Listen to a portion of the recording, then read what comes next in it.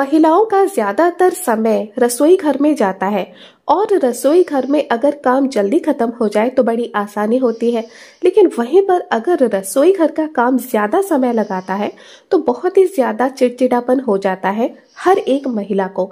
लेकिन आज की इस वीडियो में मैं कुछ ऐसे उपायों के बारे में बताऊंगी जिससे रसोई घर का काम आपका बड़ी आसानी से खत्म हो जाएगा। जैसे कि लहसुन के छिलके निकालना। जब भी आप लहसुन के छिलके निकालने जाती हैं तो बहुत ही ज्यादा समय लग जाता है। ज्यादातर समय तभी लगता है लहसुन के छिलके निकालने में जब ज्यादा लहसुन के छिलके निकालने पड़ते हैं। और ज्यादा लहसुन की जरूरत कब पड़ती है? अगर घर पर कोई मेहमान आने वाले हो।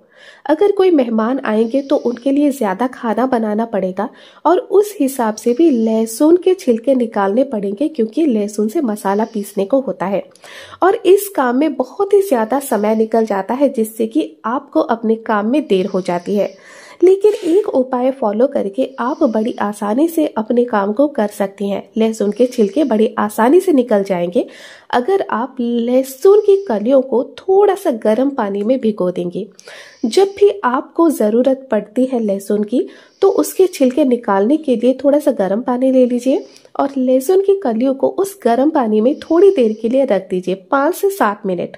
बस 5 से 7 मिनट रखने के बाद उन सारे लहसुन को निकाल लीजिए और फिर देखिएगा जब थोड़ा सा काटने लगेंगी आप लहसुन के छिलकों को तो बड़ी आसानी से लहसुन के छिलके निकल आएंगे और लहसुन पूरी तरह से साफ भी हो जाएगा।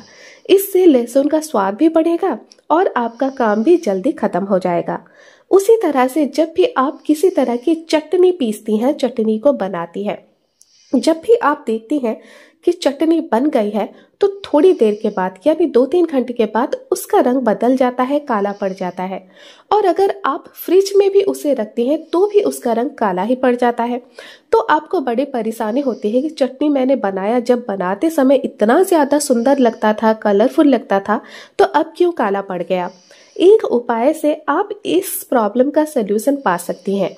जब भी आप चटनी बनाएं और जब पूरी तरह से चटनी बन जाती है तो थोड़ा सा उसमें दही मिला लें। हाँ, चटनी में अगर आप खटाई के लिए कुछ और डालती हैं तो उसे भी डाल सकती हैं, लेकिन सब कुछ डालने के बाद पूरी तरह से चटनी को बनाने के बाद फिर थोड़ा सा उसमें दही को मिक्स कर लें। इससे आपके 2 फायदे होंगे। एक तो चटनी का स्वाद बढ़ेगा और फिर चटनी बिल्कुल भी काली नहीं पड़ेगी। अगर आपकी चटनी थोड़ी देर के लिए रह जाती है, यानी सुबह आपने चटनी बनाई रखी है फिर आपको रखना पड़ा रात के लिए या फिर दूसरे दिन सुबह के लिए, तो भी आपकी चटनी दही मिक्स होने की वजह से कभी भी काली नहीं पड़ेगी और कलर उसका वैसे का वैसा ही रहेगा। मान लीजिए आपने सेब काटा हुआ है खाने के लिए, लेकिन कुछ सेब ऐसे ही रह गए, आपने नहीं खाया, तो कटे हुए सेब हमेशा काले पड़ जाते हैं, जिन्हें खाना भी नहीं चाहिए और जो खाने में अच्छे भी नहीं लगते क्योंकि काले पड़ जाते हैं। लेकिन एक उपाय फॉलो करके आप कटे हुए सेब को रख भी सकती हैं और काला बिल्कुल भी नहीं पड़ेगा।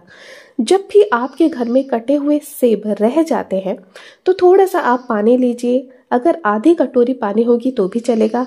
आधी कटोरी पानी में आप आधा चम्मच नमक डाल दें और थोड़ा सा नींबू का रस भी मिला लें। उस कटे हुए सेब को उस पानी में डिप करें और तुरंत ही निकाल लें।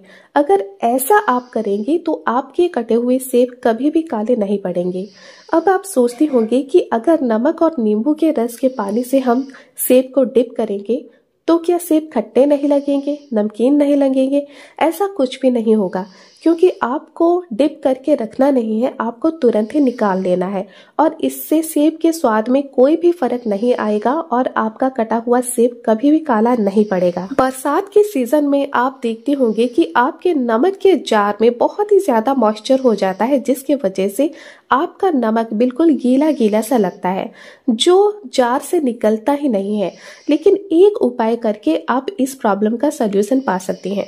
जब भी आप देखिएगा कि आपके नमक में बहुत ही ज्यादा मॉइस्चर होने लगा है तो थोड़े से चावल लेकर आप उस नमक में डाल दें।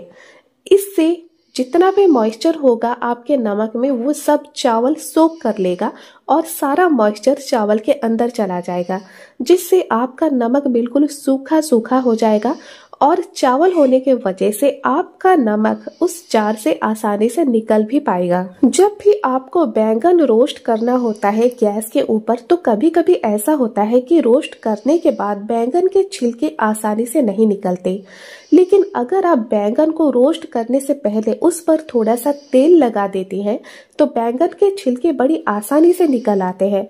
दोस्तों, ये कुछ उपाय ऐसे हैं जो आपके रसोई घर में आपके काम को बड़ा आसान कर देंगे और आपका काम भी जल्दी खत्म हो जाएगा। तो फिर आज के वीडियो अगर आपको थोड़ा भी पसंद आया, चैनल को सब्सक्राइब करके ही जाएं। जय जगन्नाथ।